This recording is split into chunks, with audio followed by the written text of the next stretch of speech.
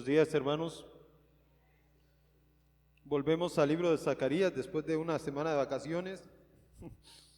El libro de Zacarías, capítulo 9 y 10, estamos viendo las promesas del triunfo del rey venidero. Empezamos este estudio con la promesa de alegría. Ahí está, eso me gusta, ya se mueve.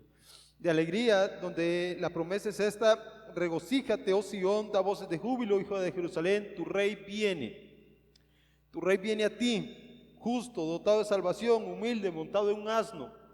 Vimos esta parte, ¿verdad?, de esta promesa tan maravillosa, que Israel iba a recibir a su rey. Era el oficio que faltaba, tenían un sumo sacerdote, tenían profetas en medio de ellos, pero el rey les faltaba y les ha sido prometido el rey. Hermanos, Dios está comprometido en cumplir sus promesas y Dios está comprometido en llevar a cabo sus planes más allá del pecado de los seres humanos. Dios se ha comprometido con su pueblo para rescatarlo y para librarlo aún de su propio pecado. En el capítulo 10 del libro de Zacarías, vimos que la guerra del rey en el 9, 14 al 15, que decíamos que Dios iba a salvar a su pueblo, que iba a salvar al rebaño. En el capítulo 9, 16 vimos que el pueblo será como joyas de la corona, 9, 16 al 17, traerá prosperidad, lo vimos en el versículo 17, y hoy vamos a tratar de ver estos 4 aspectos más de las promesas del rey. El rey eliminará el anatema, el rey promete presencia y auxilio, el rey promete comunión con Dios y el rey promete crecimiento de la población. Esto vamos a tratar de observar en esta mañana. Así que vamos al capítulo 10, versículo 1, donde habíamos quedado, o más bien leamos desde el versículo 14 del capítulo 9 para tomar contexto ahí. Entonces dice así la palabra del Señor: entonces el Señor aparecerá sobre ellos y su flecha saldrá como un rayo, y el Señor Dios tocará la trompeta y caminará en los torbellinos del sur. El Señor de los ejércitos los defenderá, ellos devorarán y pisotearán las piedras hondas. Beberán y alborotarán como embriagados de vino, se llenarán como tazón de sacrificio, empapados como las esquinas del altar. Los salvará el Señor, su Dios, aquel día, como rebaño de su pueblo, porque como piedras de una corona brillan sobre su tierra. Pues cuánta es su gracia y cuánta su hermosura. El trigo hará florecer los jóvenes y el vino nuevo a las vírgenes. Dice el versículo 1 del capítulo 10: pidan lluvia al Señor en el tiempo de la lluvia tardía, al Señor que hace los nubarrones. Él les dará aguaceros y hierba en el campo a cada uno. Porque los serafines hablan iniquidad y los adivinos ven visiones mentirosas y cuentan sueños falsos. En vano dan consuelo, por tanto el pueblo vaga como ovejas, está afligido porque no hay pastor. Contra los pastores se enciende mi ira, y a los machos cabríos castigaré, porque el Señor de los ejércitos ha visitado su rebaño, la casa de Judá, y hará de ellos como su caballo de honor en la batalla. De Judá saldrá la piedra angular, de él la clavija, de él el arco de guerra, de él el gobernante, todos juntos. Ellos serán como valientes, que en la tierra pisotearán al enemigo en el barro de las calles. Pelearán porque el Señor estará con ellos, y serán avergonzados los que montan a caballo. Fortaleceré la casa de Judá y la casa de José salvaré, y los haré volver porque me he compadecido de ellos. Serán como si no los hubiera rechazado, porque yo soy el Señor su Dios, y le responderé. Efraín será como un valiente, y se alegrará su corazón como por el vino. Sus hijos lo verán y se alegrarán, se regocijarán su corazón en el Señor. Él les silbará para reunirlos, porque los he redimido y serán tan numerosos como eran. Cuando yo los esparza entre los pueblos, aún en lejana tierra, se acordarán de mí, vivirán como hijos y volverán. Los haré volver de la tierra de Egipto, y de Asiria los recogeré. Los traeré de la tierra de Galaad y de Líbano, hasta que no haya sitio para ellos. Pasarán por el mar de la angustia, y él herirá las olas en el mar, y se secarán todas las profundidades del Nilo, y será batido el orgullo de Asiria, y apartado el cetro de Egipto, y yo los fortaleceré en el Señor, y su nombre y en su nombre andarán, declara el Señor. Que Dios pueda bendecirnos a través de su palabra, hermanos. Bueno, en el capítulo 10 vamos a ver estas 4 características del rey. El rey promete el crecimiento de la población, el rey promete comunión con Dios, el rey promete presencia y auxilio, y el rey eliminará el anatema. Así que vamos a ver el resumen. En primer lugar, tenemos en el capítulo 10 que Dios va a traer esta prosperidad a la tierra a través de la oración. Vean que el mandamiento que Dios al regresar mandará tiempos de refrigerio, pero en primer lugar les dice, pidan nubarrones, pídanlos y se los voy a dar. Vean que la primera benevolencia de Jehová Dios es la oración, la comunión íntima en la oración. Y esta comunión íntima en la oración también trae una respuesta instantánea, por decirlo así. El Señor les está diciendo, pidan a Jehová lluvia y yo se las daré. La bendición prometida a Dios de esta prosperidad en el versículo 17 del capítulo 9 está acompañada con el hecho de que la lluvia esté cayendo sobre los campos. Los tiempos de sequía estaban relacionados con el juicio de Dios. Cada vez que Dios juzgaba a la tierra, habían tiempos de mucha sequía y la cosecha se perdía, o tiempos de exceso de lluvia. En el tiempo de Noé, por ejemplo, llovió demasiado y se ahogaron todos. Pero en este caso, lo que Dios les está prometiendo es que les va a dar lo necesario si ellos lo piden. En los tiempos donde parece que la lluvia no llega, el Señor va a hacer los nubarrones, Él les dará aguacero y la hierba en el campo a cada uno. ¿Por qué la hierba del campo a cada uno? ¿Por qué? ¿Qué tiene que ver la hierba del campo con la prosperidad de Israel y esta oración?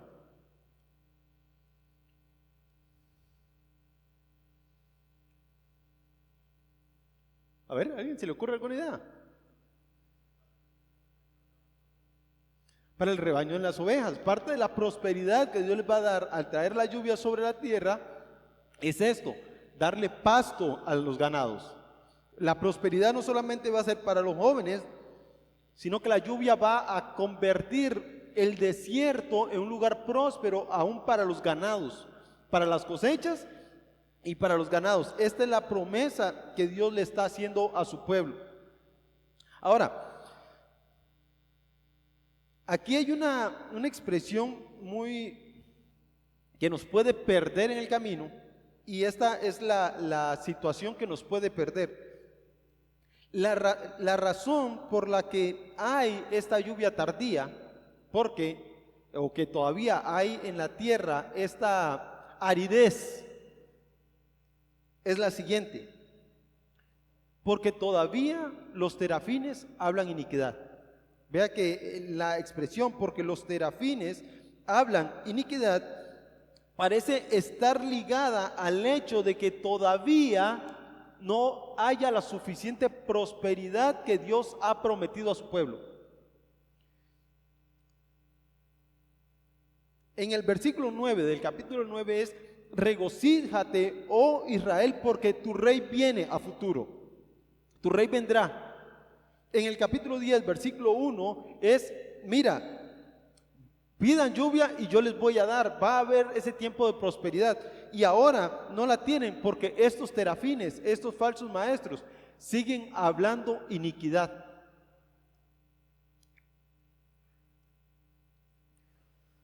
Vamos a Éxodo capítulo 20. Quiero llevarlos allá antes de que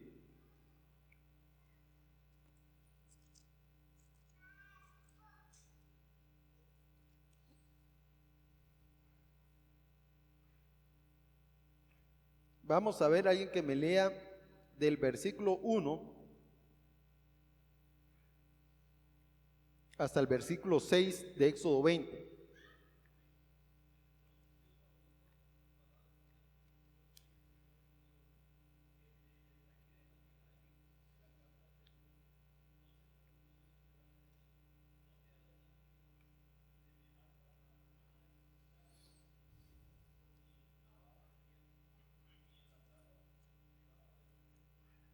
Ok.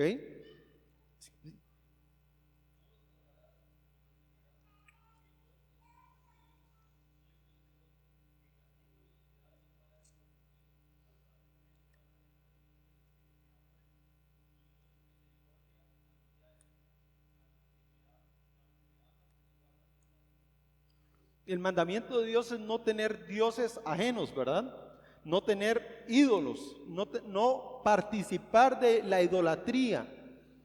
Israel iba a ser llevado a una tierra de idolatría. De hecho, el conflicto que hay entre los paganos e Israel es esto: ellos siguen sus dioses paganos, mientras que Israel sigue a Jehová Dios.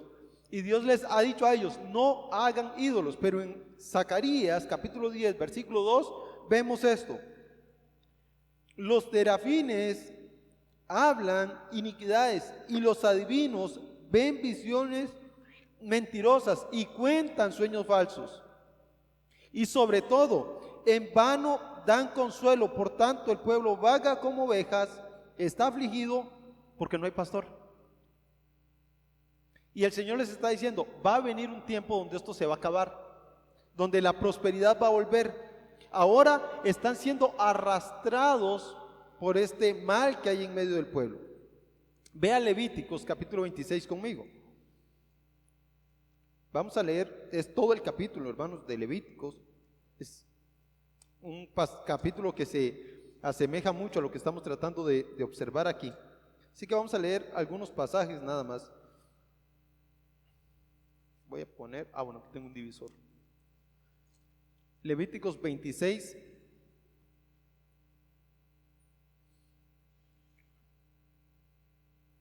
Versículo 1. Alguien que me ayude ahí, vamos a leer varios versículos.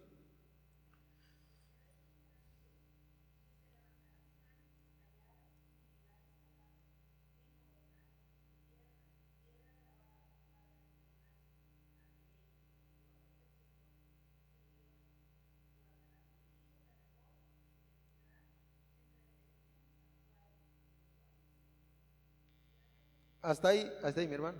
Sí, hasta ahí. Ok. El mandamiento de Dios es: no se harán ídolos ni se levantarán imágenes, ¿verdad? Ese es el mandamiento del Señor. Ahora, la promesa, si ellos logran hacer esto, lo encontramos en el versículo 3. Vean qué va a pasar si ellos logran guardar los estatutos de Jehová Dios. Que es el versículo 3, 4 y 5.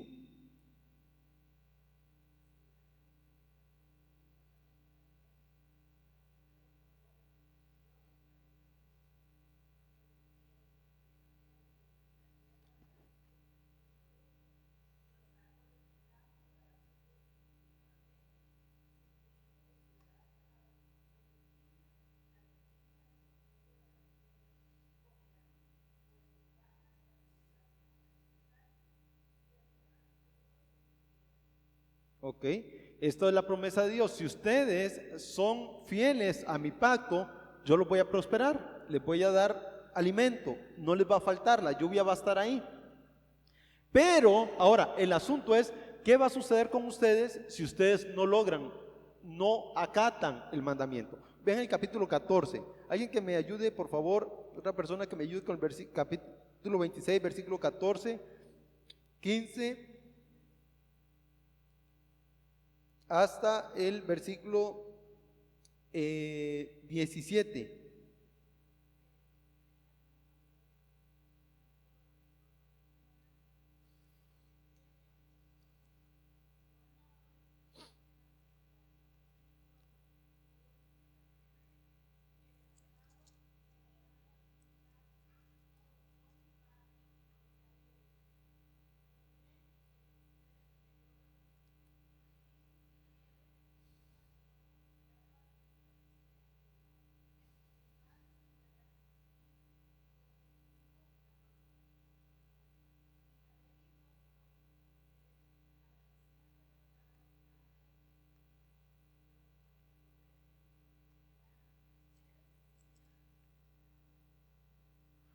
Entonces, ahí tenemos la desobediencia. Ustedes no van a tener productos, van a huir de la tierra aun cuando nadie los persigue. Vean que básicamente es la situación en la que se encontraba Israel en este momento. Recuerden, estaban volviendo a la tierra prometida, estaban intentando reconstruir el templo que todavía no había sido construido, y ahora el Señor les está recordando que su rey vendrá y que deben obedecerlo. Y ahora les dice: va a volver la lluvia sobre ustedes, sobre los campos, va a haber suficiente pasto para que sus animales pasten, valga la redundancia, pero todavía no, porque hay maldad en medio del pueblo. Hay maldad. Y ahora Dios levanta un castigo, Él restaurará la casa y traerá a ella el apoyo para terminar el templo. Ya no habrá falsos dioses ni falsos maestros. No solamente habían estos falsos dioses, sino que habían falsos maestros, que dice capítulo 10 de Zacarías, versículo 3 y 4.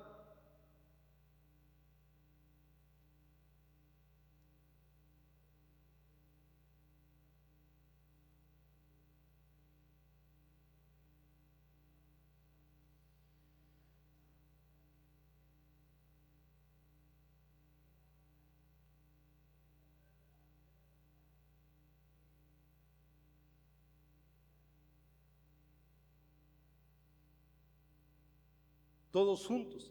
Ahora Dios dice que encenderá su ira contra los pastores y los machos cabríos. Esto, hermanos, nos enseña varias cosas. Primero, Dios va a levantarse contra esos pastores mentirosos y contra esas personas que están gobernando a Israel para desviarlo contra los mandamientos de Jehová. Eso estaba pasando. La lucha que todavía tenían era que había ciertos líderes que estaban queriendo apartar y ciertas prácticas que querían apartar a Israel de la palabra de Dios. No vamos a meternos mucho en eso. Les voy a decir por qué. Porque el capítulo 11 del libro de Zacarías es un capítulo completo en contra de los falsos pastores y el verdadero pastor. Si usted lee el capítulo 11 de Zacarías, va a encontrar ahí, por ejemplo, en el versículo 8, donde dice el Señor: destruiré a 3 pastores en un mes. Y el Señor dice que va a destruir los falsos pastores. También encontramos la obra de Dios en medio de su pueblo como pastor. Dice el versículo 7: apacenté pues las ovejas destinadas para la matanza. Vemos el Señor hablando acerca de la obra de ellos, pero dice el Señor en el versículo 4: así dice el Señor mi Dios, apacienta las ovejas destinadas para la matanza. Los que compran las matan y salen sin ser castigados, y el que las vende dice: bendito sea el Señor porque me he enriquecido, y ni sus propios pastores se compadecen de ellas. Entonces vemos este mal actuar de estos pastores, ¿verdad?, que el Señor está haciendo. Pero para Israel Dios les dice: yo los voy a juntar, los voy a recoger como un rebaño, los haré fuertes. Y dice el Señor: serán valientes, los exaltaré.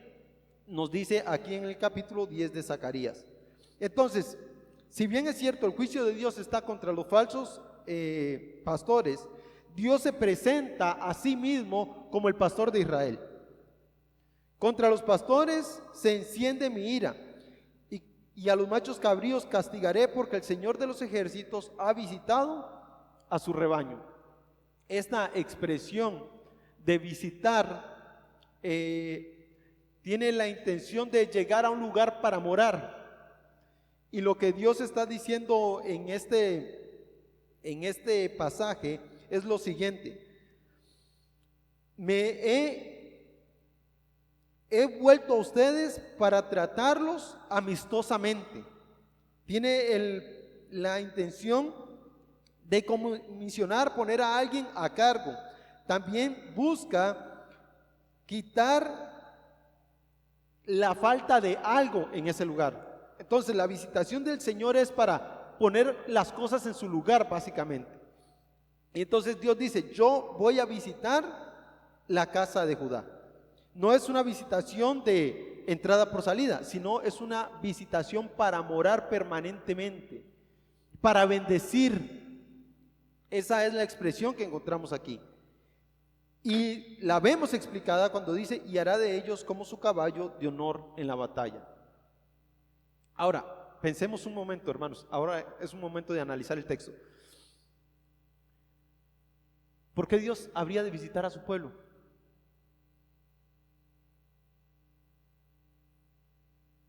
Porque ahí dice: porque el Señor de los ejércitos ha visitado su pueblo, ha llegado a morar.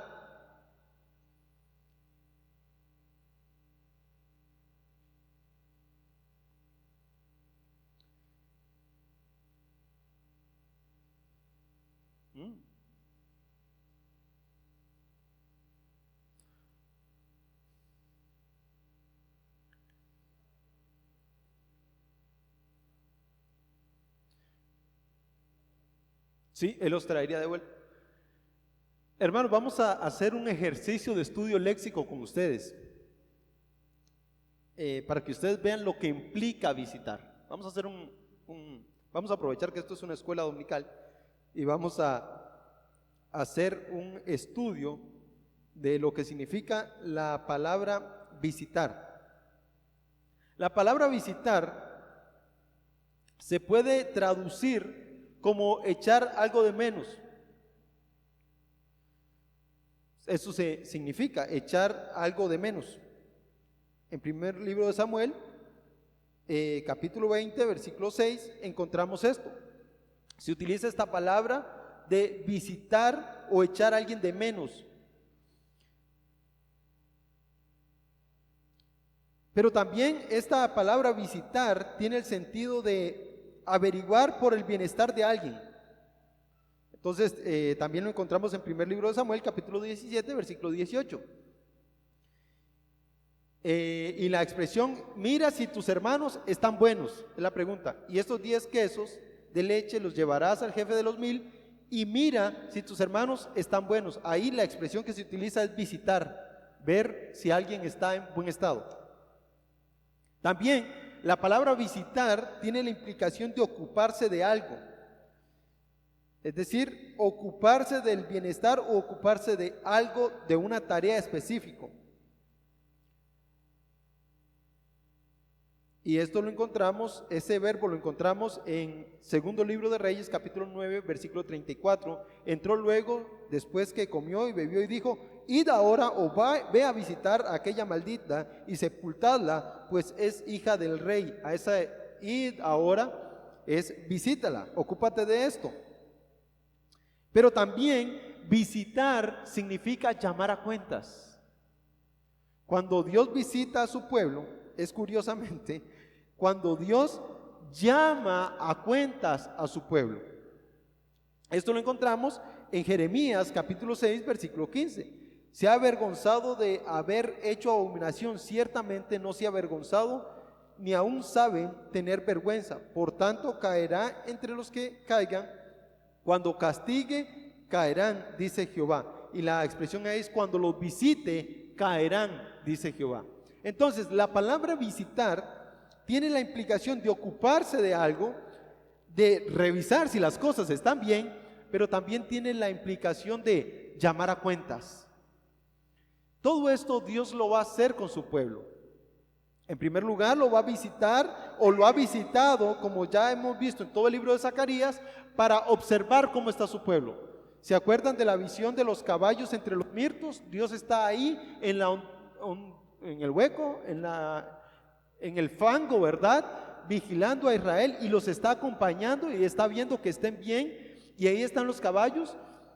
Pero también tenemos a Dios llamando a cuentas a Israel, diciéndole: arrepiéntanse de sus pecados, y luego Dios visitando a Israel diciendo: yo les voy a quitar el pecado en medio de ustedes. La obra de visitar de Dios de Israel es un trabajo completo, terminado, que no solamente es vigilar a ver cómo están, sino de traerlos, llamarlos a cuentas y lograr que ellos cumplan el propósito por el cual habían sido llamados. Este es lo que Dios les ha dicho: yo voy a castigar a estos pastores y a aquellos machos cabríos, estas personas que se rebelan contra mis mandamientos. Por eso los llama como machos cabríos, alguien indomable, un animal que no se deja guiar. Por eso se llama a alguno del pueblo como macho cabrío. Y ahora les dice el Señor: porque yo he visitado la casa de Judá. Yo he visitado la casa de Judá. El Señor de los ejércitos ha visitado su rebaño, la casa de Judá, para ponerla en orden. Esto es una promesa muy bonita, ¿verdad? Que Dios visita su hogar para ponerlo en orden. y hará de ellos como su caballo de honor en la batalla. Vamos ahora a ver, hermanos, un poco acerca de lo que Dios también está diciendo aquí. Este caballo de honor es algo similar a que Israel será transformado en un caballo de guerra de la realeza, porque será fortalecido por el Señor para conquistar a sus enemigos. Israel va a ser el caballo que va a llevar adelante la batalla. Ahora, ¿qué era el caballo? Es un caballo, es un cuadrúpedo, ¿no?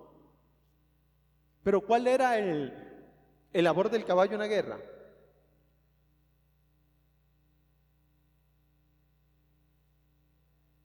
Llevar al jinete, eso es todo. Poner al jinete encima. Ahora, ¿qué era importante? ¿El caballo o el jinete? El jinete, porque un caballo por ahí no hace nada. Y cuando el jinete o cuando el rey era triunfante, buscaba un caballo de guerra para ir a los pueblos y decirles: yo soy más poderoso que ustedes, así que arrepiéntanse, humíllense y van a tener de mi misericordia. Esta imagen que encontramos aquí de Jehová es muy impresionante. Yo no sé si ustedes han visto películas de las guerras antiguas. Antes de que una guerra iniciara, mandaban a un jinete montado en un caballo con un pergamino.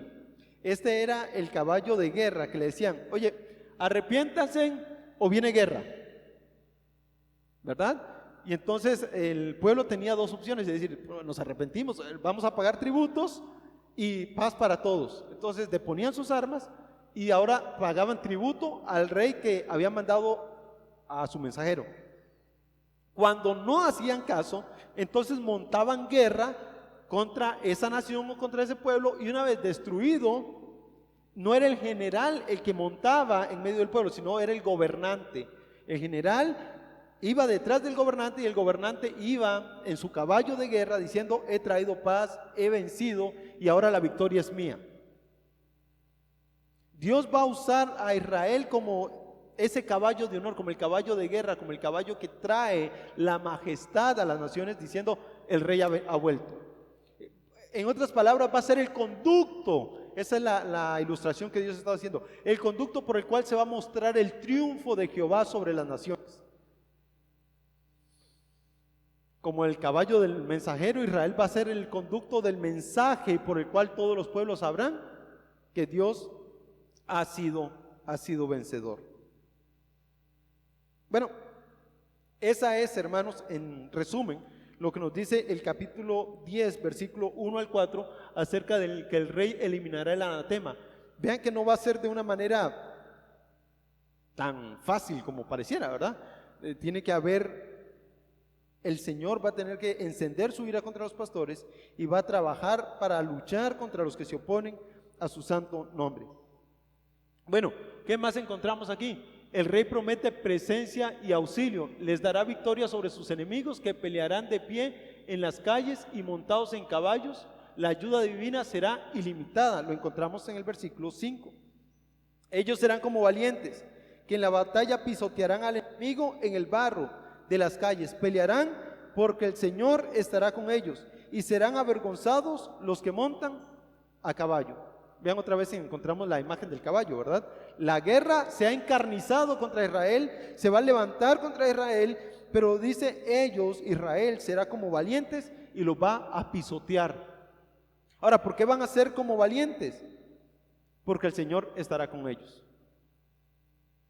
Dios va a estar con ellos. Y eso es lo que les trae el valor para poder luchar en medio de la guerra. Yo no sé si usted lee o no noticias del Medio Oriente y todo lo que está pasando ahí, y de los países que se amontonan y son guerras tras guerras, y todos los años hay una guerra nueva. Y curiosamente, a pesar de que geográficamente Israel está puesta, pareciera, en el ombligo del Medio Oriente, está rodeada de muchos enemigos. Ya lo vimos en los mapas. Y pareciera que el más débil de todos los pueblos es Israel, porque geográficamente tiene muy poquita tierra. es un pueblo con muy pocos habitantes y es un pueblo que está rodeado de un lado por el mar, es decir, todo el mar está de un lado y del otro lado tiene los montes del Golán. Entonces, sitiar a Israel es muy fácil, solo hay que cerrar todo el monte del Golán y por el mar no tienen escapatoria y la idea es que pueden ser rodeados por los enemigos, pero no podrán prevalecer los enemigos de Israel porque Jehová Dios va a estar con ellos. Y esta es la promesa. Ellos los van a pisotear como barro, los van a destripar y serán como valientes porque Jehová Dios estará con ellos. Esta batalla, hermanos, probablemente sea la batalla de Megido o de Armagedón, que nosotros encontramos en el libro de Apocalipsis y que encontramos ahí cuando Dios se levante y luche y caiga, todos los enemigos de Israel caigan delante de Jehová Dios. No van a caer porque Israel es valiente. Los enemigos de Dios no caen porque los pueblos son valientes, caen porque Dios lucha por ellos. Y esa es la sensación de paz que Dios les está transmitiendo a su pueblo. No se preocupen, yo estaré en medio de ustedes. Yo los voy a hacer valientes. ¿Se acuerdan de Moisés? Que cuando levantaba los brazos, el pueblo triunfaba y cuando caía, no eran los brazos de Moisés los que le daba poder al pueblo, era Dios el que estaba protegiendo a su pueblo. Y Dios enriqueció a Israel cuando eran apenas unas poquitas personas, como 70 que descendieron a Egipto y los multiplicó. Es este Dios que hace pelear a su pueblo. Pero ¿qué más encontramos acerca de Dios? El rey promete comunión con su pueblo. Vean esta otra expresión que encontramos. Ahora no solamente les va a dar victoria, sino que ahora les promete comunión. Fortaleceré a la casa de Judá y a la casa de José salvaré y los haré volver, dice el Señor. Porque me he compadecido de ellos y serán como si no los hubiera rechazado, porque yo el Señor su Dios, porque yo soy el Señor su Dios y les responderé. Y dice el versículo 7, Efraín será como un valiente y se alegrará su corazón como por el vino, sus hijos lo verán y se alegrarán y se regocijará su corazón en el Señor. Volvamos otra vez al contexto. ¿De dónde venía Israel? Primero volvamos a lo más al principio. ¿De dónde venía Israel? De Egipto. No, aquí en el contexto de Zacarías. De Babilonia, ok, venía de Babilonia. Muy bien. ¿Cómo era? ¿Cómo estaban? Estaba totalmente destruido, ¿verdad? Totalmente. Ahora, ¿quiénes habían vuelto? Es la pregunta. ¿Había vuelto todo Israel? Un pequeño remanente. Eso es importante que lo noten. Ahora, otra cosa que hay que notar aquí en este pasaje es lo siguiente. Volvieron y según nos cuenta Nehemías, Esdras y Nehemías, que no vamos a ir hasta allá por cuestión de tiempo, que algunos no podían determinar de qué familia de Israel venían, entonces no eran tomados en cuenta para el servicio al Señor. Otros que se habían mezclado. Y entonces los que habían venido podían servir al Señor siempre y cuando habían guardado su linaje. Pero Dios aquí les dice, vean, yo fortaleceré la casa de Judá y la casa de José salvaré. Dios va a reunificar Israel.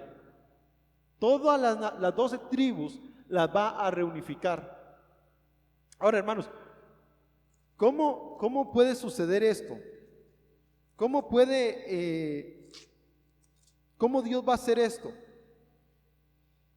¿Existe alguna manera en que Dios pueda reunir a las naciones de las 12 tribus de Israel o que Dios haga esto para su pueblo? Les voy a decir algo. Puede ser, escuchen bien esto, apúntenlo, puede ser que a ojos de los humanos el linaje de las 12 tribus se haya perdido. Puede ser que a los ojos de los seres humanos el linaje de las 12 tribus se haya perdido. Pero a los ojos de Jehová Dios, Él sí sabe quién es su linaje. Él sí sabe quiénes son sus hijos y Él sí puede perseguirlos de tribu en tribu hasta el punto de llegar hasta el mismísimo Abraham. Ahora, usted me dice, Denis, ¿cómo llega a esta conclusión tan rara? Vean Apocalipsis capítulo 14. Ahí hay 144,000, 12,000 de cada tribu. Y si eran de las 12 tribus de Israel, significa que ese linaje era rastreable sin contaminación. Eran 144,000 hombres vírgenes, o sea, eran jóvenes, tras de todo robustos, que van a salir como mensajeros sobre la faz de la tierra. Puede ser que a los ojos de la humanidad Israel esté deshecho y que no haya en ellos ya las 12 tribus de Israel. Puede ser, pero a los ojos de Dios, Dios siempre sigue preservando un remanente y Dios es el que los va a cuidar. Y cuando dice que va a reunificar Judá y José, significa que Él va a reunificar sus 12 tribus. Él va a reunificar a su pueblo, volverá a ser uno, seguirá siendo uno. Ahora, hermanos, esto para nosotros puede parecer imposible, pero para Dios no. Efraín será valiente y se alegrará en su corazón como por el vino, y sus hijos lo verán y se alegrarán, y se regocijará su corazón en el Señor. Dios lo va a hacer que se llenen de gozo. Cuando el rey venga, entonces reunificará la tierra, reunificará los pueblos y habrá gozo. Esa es la promesa del rey. El rey promete comunión con su pueblo. Él estará en medio de su pueblo y lo dice en el versículo 6, porque yo soy el Señor, su Dios. Y le responderé, y serán como valientes, estarán unificados. Cuando el rey venga, entonces traerá victoria a su pueblo, traerá unificación a su pueblo, traerá comunión con su pueblo. Lo que Dios siempre ha querido hacer, hermanos. Es decir, Dios hizo a Adán y a Eva con la intención de tener comunión íntima con ellos. El pecado obstruyó esa comunión íntima y su deseo ha sido tener comunión íntima con su pueblo. Y Dios les dice, eso va a suceder. Ciertamente, hermanos, eso hasta el día de hoy no es una realidad y ciertamente eso no ha sucedido todavía y llegará el momento donde suceda, pero bueno, Dios hará esto porque lo ha prometido. Bueno, Él también promete el crecimiento de su población. Del versículo 8 hasta el versículo 12 vemos entonces cómo Dios va a hacer esta obra en medio de su pueblo.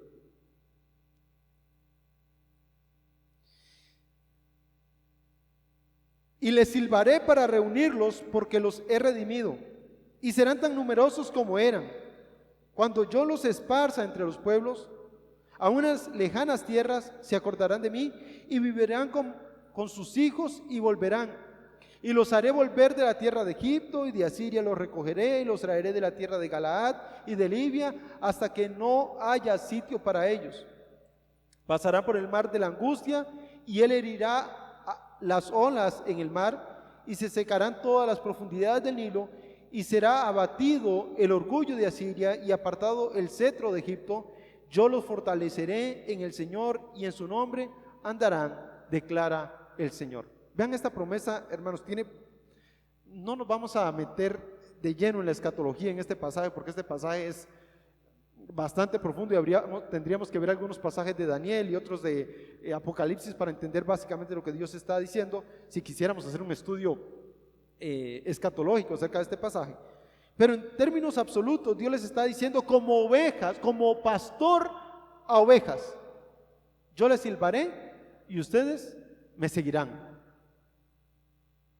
Esta labor pastoral en el cual Dios está comprometido con su pueblo es: yo los voy a reunir y serán tan numerosos como eran. Ahora, el silbido de Dios, yo no sé si ustedes han visto los rebaños, pero los rebaños se alejan mucho. Pero pasémoslo a algo que nosotros conozcamos más. Pensemos en un perrito, nosotros que nos amamos más los perritos que las ovejas.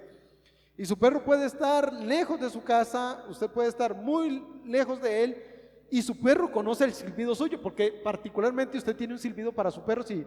Y si usted le silba a ese perro, a lo lejos, él escucha su voz y sale corriendo porque escucha la voz de su dueño y viene hasta usted. y si se le pierde, usted le silba y él viene corriendo. Bueno, con las ovejas de pastoreo, el pastor también tiene esa característica de que silba y tiene un silbido muy singular para llamarlas, para reunirlas. Y las ovejas, cuando están esparcidas por los montes pastando, que andan perdidas, el pastor silba, y si la oveja está en peligro, empieza a bramar. Entonces el pastor sale corriendo a cuidar la oveja y a levantarla o a ponerla en su sitio. Pero si la oveja está solamente esparcida, ella viene corriendo hacia su pastor porque sabe que está siendo convocada por su pastor. Esa es la idea de silbar, reunirlos. Ahora, curiosamente, el Señor dice, yo la voy a esparcir primero. Yo la voy a sacar de la tierra. Ustedes se han dado cuenta que Dios los está trayendo a la tierra de Judá, a la tierra prometida, y ahora les está diciendo, yo les silbaré, los reuniré cuando los esparza, cuando los saque de la tierra otra vez. Cuando yo los esparza entre los pueblos. En un sentido, observe bien el pasaje, lo que Dios les está diciendo, va a venir un día donde ustedes van otra vez a ser sacados de la tierra. Eso no parecía muy alentador, ¿verdad? Es decir, estaban volviendo de Babilonia, ¿verdad? Y Dios les estaba apoyando en la reconstrucción del templo, y ahora Dios les dice, no se preocupen, va a venir un día donde yo los voy a reunir de nuevo cuando los esparza.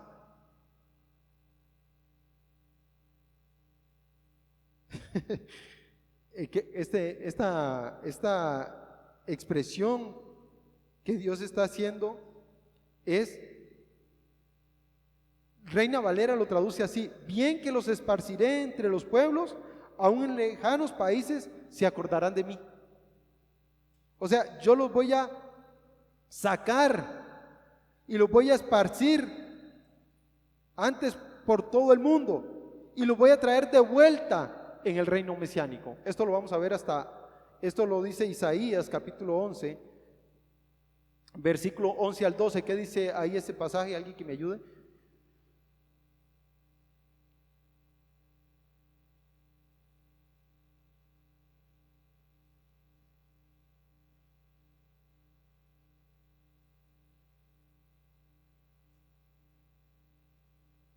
¿Sí? Isaías 11, capítulo 11 y 12. Capítulo 11, versículo 11 y 12 de Isaías.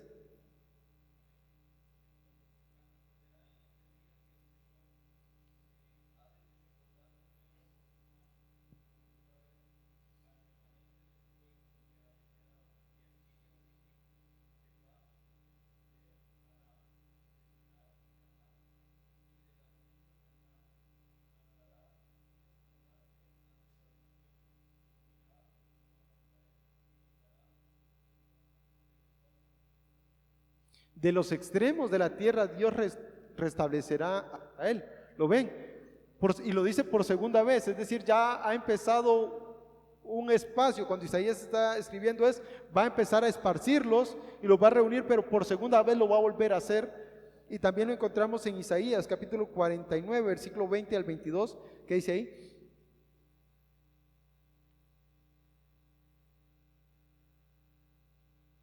(49, 20 al 22).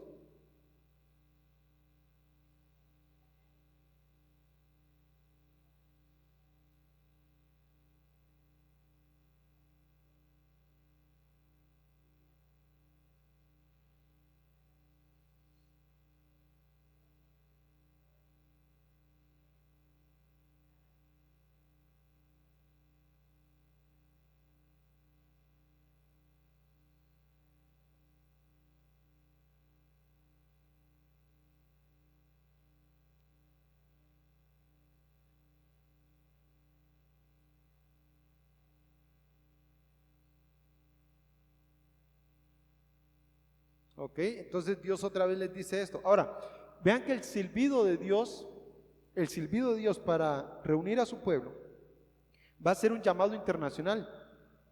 Lo dice el capítulo 10, versículo 10, los haré volver de la tierra de Egipto, de Asiria, de Galaad, de Líbano, hasta que ya no haya otro sitio para ellos, literalmente hasta que ellos vuelvan todos a la tierra.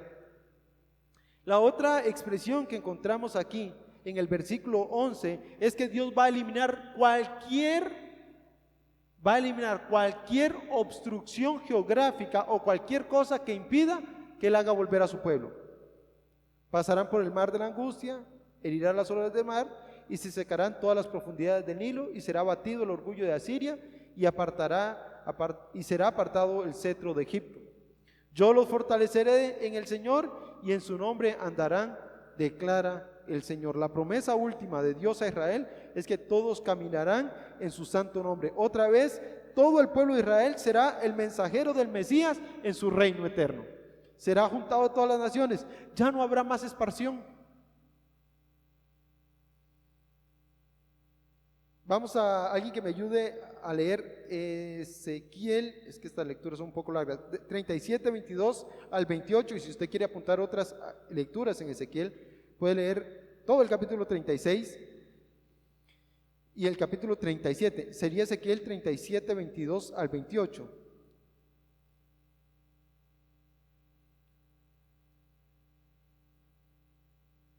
Y esta es la reunificación eterna de Dios, cómo Dios va a hacer crecer a su pueblo. Esta es la promesa de Dios para Israel. Ezequiel 37, 22 al 28.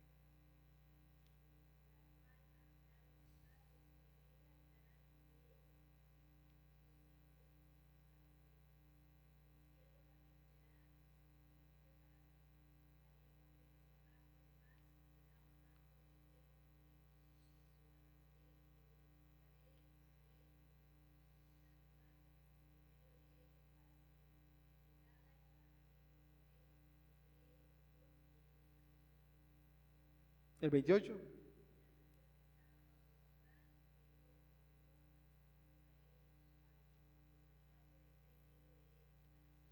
Esa es la promesa de Dios para Israel. Mi santuario estará en medio de ellos y las naciones sabrán que yo soy Jehová Dios. Hermanos, antes de que me pregunte, la referencia de David ahí es al descendiente de David. Hace una referencia al descendiente de David, que en este caso es el Mesías. Y esto usted luego lo podrá ver en segundo libro de Samuel, capítulo 7, 8 al 17, pero eso es otro tema escatológico y no nos vamos a meter ahí. Dios va a hacer su obra en Israel. Hermanos, lo que le está sucediendo a Israel, lo que los está haciendo Dios con ellos, es nada más un poco más de su plan perfecto y eterno. Dios, la obra del Mesías, el fiel pastor de Dios, es liberar, fortalecer, salvar y cuidar al pueblo de Dios.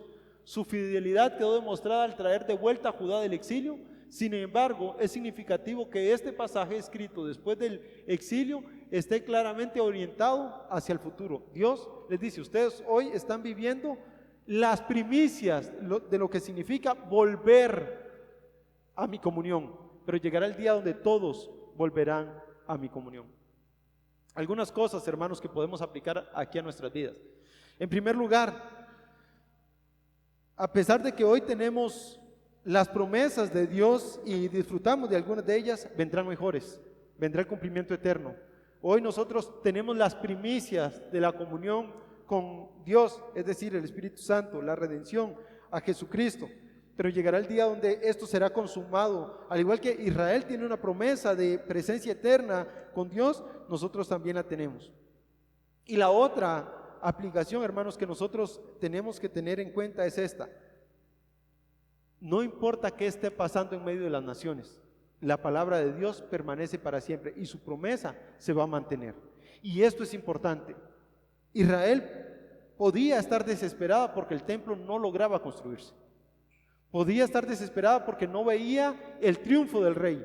Pero Dios les dijo, viene el rey vendrá montado en un asno, hijo de pollino. Vendrá un día el rey que los gobernará.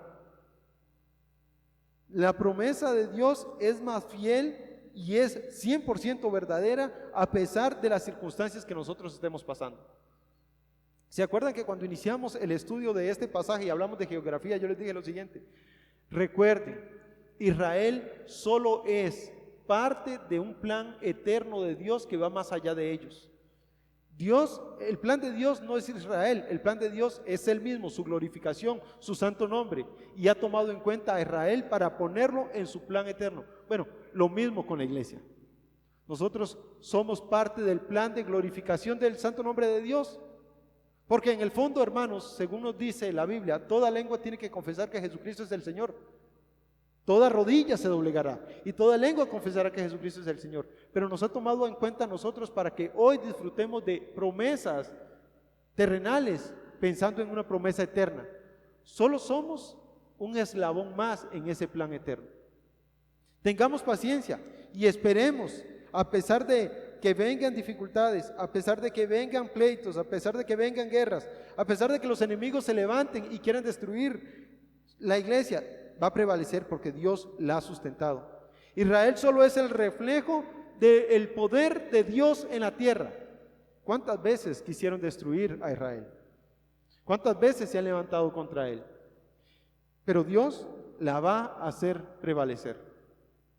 Bueno, hermanos, con esto terminamos la parte geográfica de este libro, el capítulo 11, esta es la parte geográfica, y nos falta entonces ver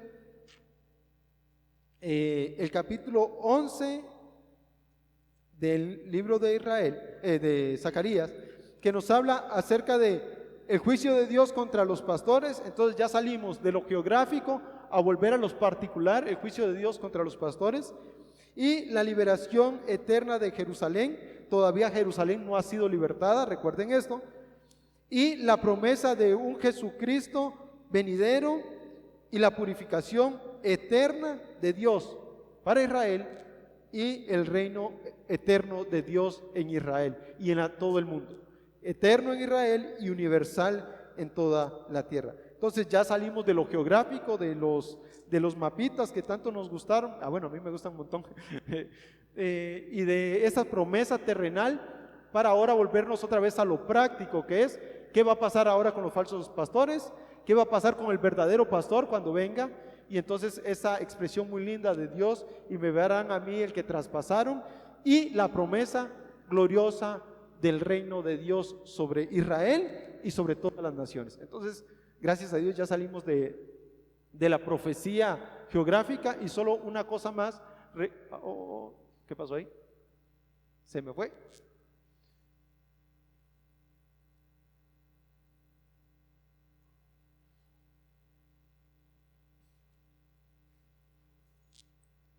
Recuerden que el cumplimiento de esta parte que nosotros estamos viendo, Israel la estaba viendo hacia futuro y nosotros en cierto sentido la estamos viendo hacia el pasado. Y así era Israel antes del exilio, y lo que Dios les está prometiendo en este capítulo es esta tierra que hasta el día de hoy no la han visto. Yo, hermanos, les traigo aquí está, este mapa. No sé si le podemos hacer un poquito de zoom ahí. Aquí se le puede hacer zoom, ¿no, verdad? ¿Con cuál? Ahí va, esto es. Israel está aquí, pero tiene que reinar desde el Éufrates hasta el Nilo. Todo esto es la tierra prometida de Dios, y esta es la que Dios le va a dar a ellos. Y curiosamente, esta semana pasó pasó algo muy interesante, solo para que lo tomen en cuenta. Siria cayó, Siria que está por aquí. Israel empezó a una guerra aquí cerca del monte de Golán, acercándose un poco hacia Damasco. La geografía de Dios en su plan eterno. Dios, ustedes no se preocupen por esas guerras, que Dios está llevando por medio de las guerras su plan eterno. Es los detalles de Dios para reunificar a su pueblo. Y para reunificar a su pueblo tiene que vencer a todos sus enemigos: Tiro, Damasco, Amalat, Asiria, Grecia, Babilonia. Los va a destruir y Dios ya lo prometió. Y lo que estamos viendo hoy es el proceso de Dios. Recuerden que todo lo que estamos viviendo es el proceso que Dios tiene para cumplir su promesa. Así que tomémoslo con calma y veamos cómo los planes de Dios se cumplen. Aún que Grecia conquistó a Israel, era el plan eterno de Dios para que el evangelio corriera por todo el mundo. Eso, los detalles, las guerras, todos esos conflictos son el plan de Dios para llevar a cabo su promesa con su pueblo. Así que calma, pueblo, que Dios está haciendo su obra. Oremos. Padre celestial, gracias te damos por tu misericordia, por tu palabra, porque nos has bendecido a través de ella. Y otra vez, Señor, nos llenas de gozo al saber de que tu promesa sigue en pie, sigue firme, y que tú eres digno, oh Dios, de toda alabanza. Gracias porque tan fiel eres tú, Señor, y nuestro corazón está puesto en ti. Nos gozamos en tus promesas, nos gozamos en ti, Señor, porque tú eres un Dios verdadero, fiel, justo, en quien nosotros hemos confiado. No porque nosotros, oh Dios, te hayamos buscado, sino porque tú nos buscaste, aun cuando nosotros, Señor, no lo merecíamos. Gracias te damos, Señor, porque tú eres fiel y digno de recibir toda alabanza. Recíbela, Señor, de tu pueblo. En nombre de Cristo Jesús oramos. Amén.